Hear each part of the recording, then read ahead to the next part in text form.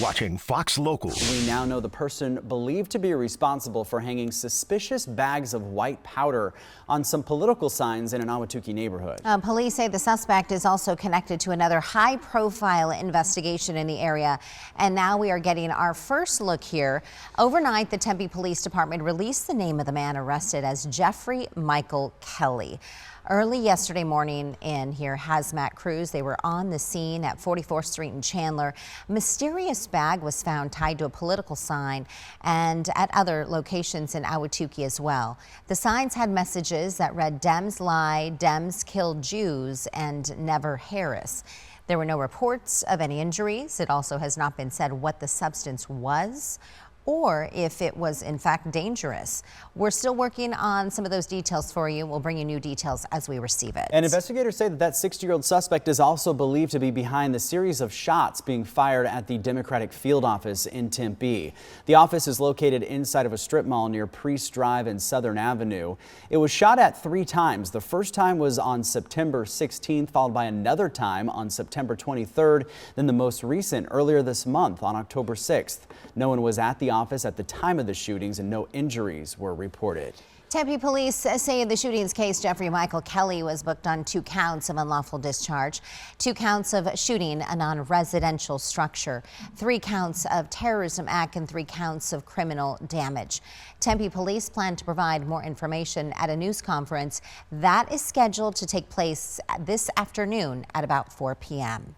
This morning, we are also learning more about a similar situation impacting a GOP candidate. Yeah, police say a substance that was found at Kari Lake's office is not hazardous. Police and firefighters were on scene as at the Arizona Republican Senate nominee's Phoenix office. That's near 40th Street in Camelback. Police say an office tenant actually received the envelope with an unknown substance inside. Phoenix police say while it is not hazardous, an investigation is still underway to try and figure out who sent that letter to the office. A 24-year-old man is arrested for making threats against Donald Trump Jr. and Turning Point co-founder Charlie Kirk. This was last week when both men were in Tempe at an event. Police say threatening messages were sent in response to a mass automated messaging system asking for an RSVP to the rally. Investigators say Daniel Ashby's admitted to sending the messages. He is now facing several misdemeanor charges.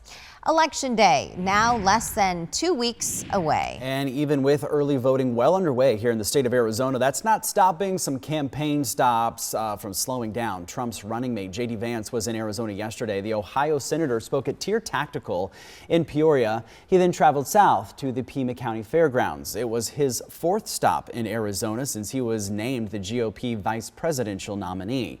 And today, former President Bill Clinton will be in the Valley. He will be encouraging Arizona voters to cast their mail-in ballots for Vice President Kamala Harris, along with Democrats up and down the ballot. Details about where and when that event will take place have not been made public just yet. Also today, Donald Trump Jr. has several campaign events scheduled around the Valley in support of his father, former President Donald Trump. Former President Trump making his second visit to Arizona this month. He will hold a rally at Mullet Arena on ASU's main Tempe campus. The rally will begin at 2 p.m. Doors open at 10 a.m. The Republican presidential nominee was last in Arizona October 13th for a rally in Prescott Valley. He also held one in Glendale back in August. Well, also coming to the Valley this week, President Joe Biden. He will arrive Thursday and speak to the Gila River Indian community on Friday. The White House says he'll talk about the administration's record of delivering for tribal communities. And Harris's running mate, Tim Walz, is scheduled to come to Arizona on Saturday. Details about his visit have not been announced just yet. It will be the Minnesota governor's 2nd visit this month and 3rd since being named the VP candidate. Well, if you haven't voted yet, get ready. Yeah. There's a lot on that ballot. It's like an Encyclopedia Britannica ballot book. It really is. There are several props that are on the 2024 ballot here in Arizona. So to join us to break down and kind of understand more about these props is Clean Elections Executive Director, Mr. Tom Collins. Tom, good morning. Hi, good morning. Yeah, thank you so much for coming in. Oh, thanks for having me. Yeah, so let's chat about the first one here, Sure. Prop 135. What is that one? So I don't know if anybody remembers COVID anymore, but I think we blacked it Don't out, Tom. remind us, Tom. But there was a lot of folks at the legislature in particular who were not super happy with how the then governor handled that from a public health perspective. And what this does is ask voters to put a 30-day limit on how long the governor can declare a state of emergency in like a public health situation. So like floods and fires are accepted, but other kinds of emergencies, the governor would have to go back to the legislature in 30 days. Oh, okay. Interesting. All right, let's move on to the next one. Prop 312. This is the property tax refund. So Right. break this one down for us. Okay, so again, this is one, isn't it? Ripped from the headlines. Everybody here is probably familiar with the zone and the situation down the street here. So this is, again, a legislative referendum. It says if your property is affected by a city or county not enforcing vagrancy laws and trespassing laws, public drunkenness, those kind of things, if it's damaged, like if somebody breaks your wall or breaks in your garage, you can submit a refund request to the Department of Revenue.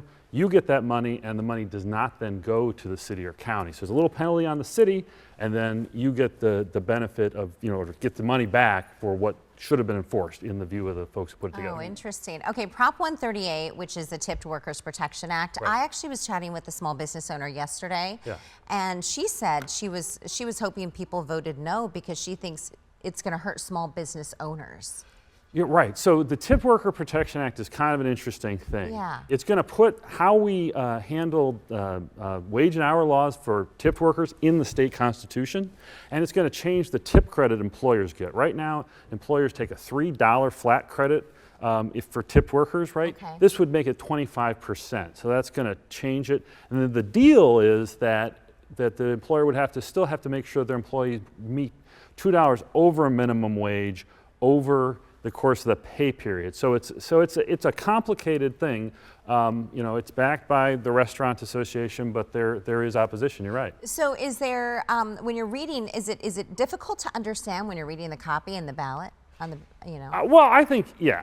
These are really sophisticated bills that are being put in front of voters, and it's the most we've had in almost 20 years. Yes. So yes, so folks are going to take a while. I was talking to an election director in Coconino County who said if you wait till election day and you're going in cold, you're looking at spending a half hour there Just maybe reading. reading. So people really need to get a plan together and decide how they're going to vote, whether it's through the sample ballot, they're ready to go when they get there on election day, or we really hope they get those early ballots back. Yeah. Tom, are you allowed to bring in that sample ballot with you too? Absolutely. Okay, so there's no rule about you can bring a little cheat sheet with you. Yes, you absolutely. So All right, you we got got highlighter, Yeah. write side Right. notes. You got your Ticonderoga number 2 pencil. You can't use a pencil. All right, let's go. We have one more to get to. This is Prop 311, the Back the Blue Act. Okay, so the Back the Blue Act does a couple of different things. First, it creates a death benefit of $250,000 for a first responder who was killed in the line of duty to their spouse or children.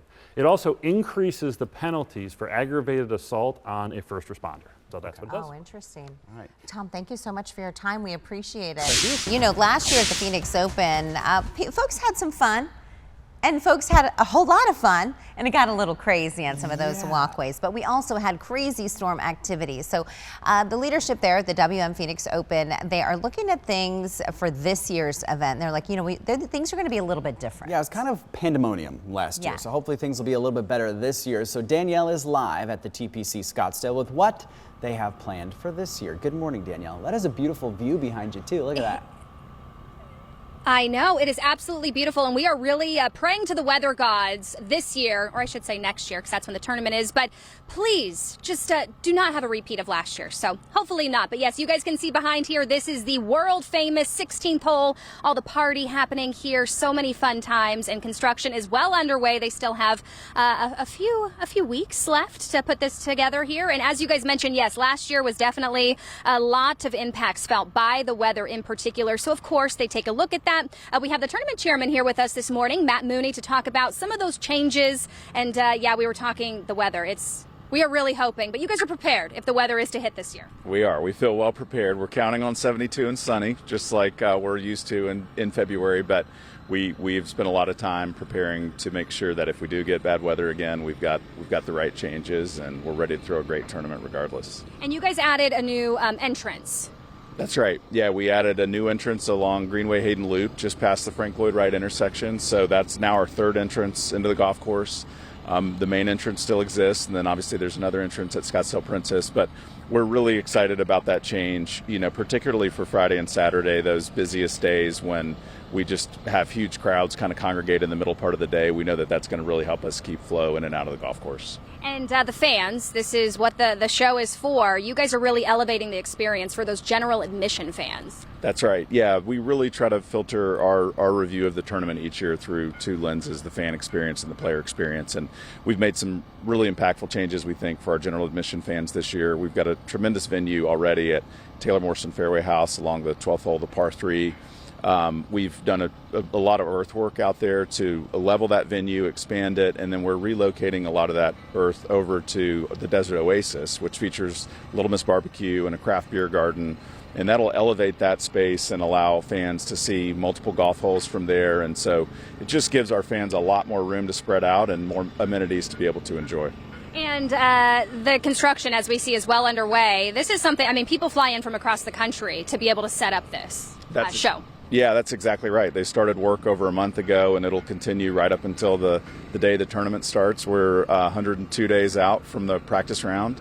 And, it's just a testament to what this event brings to the Valley, really, in my mind. We're nearly $500 million in annual economic impact, and there's a lot of reasons that we do this. Obviously, our charitable give is the biggest, but what this brings to the Valley, including all the jobs that this creates, is another huge reason as well.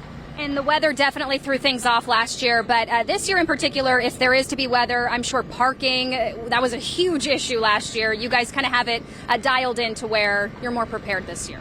Yeah, that's exactly right. We've looked through all of that, and we feel like, even with this new entrance, there's a lot more flexibility for people to be able to Uber and Lyft to the golf course, take shuttles. And so we've got a lot of redundancy in our planning, and we feel really well prepared and honestly just can't wait for it to get here. And some of the most exciting things, really quick, you guys have the Bird's Nest. That's everybody looks forward to it. You guys have already released the 2 artists so far. That's right. Yeah, we've announced our Wednesday act, who's Jelly Roll. Huge name, obviously seems to get bigger and bigger every day. We're really proud that we locked him in early. And then Thursday night is Luke Bryan. Nate Smith, another great name, is going to open for Luke. And so we feel like we've got a great start to the week in those 2 acts. And then soon we'll be announcing Friday, Saturday, and then also our kickoff Saturday concert in the Coliseum. Awesome. Thank you so much, Matt. We appreciate it. And yeah, a lot of work to be had out here. As you guys can see, very busy behind us, and it is all over the entire course out here. So some changes to make note of if you're heading out to the tournament next year. We'll send it back to you guys. It's going to be here before we know it. And hopefully without that torrential rain that we were experiencing last year, right? We are Sunny hoping skies. so. Yes. But there were some funny moments. Remember when that people were slipping and there was some great videos in the mud?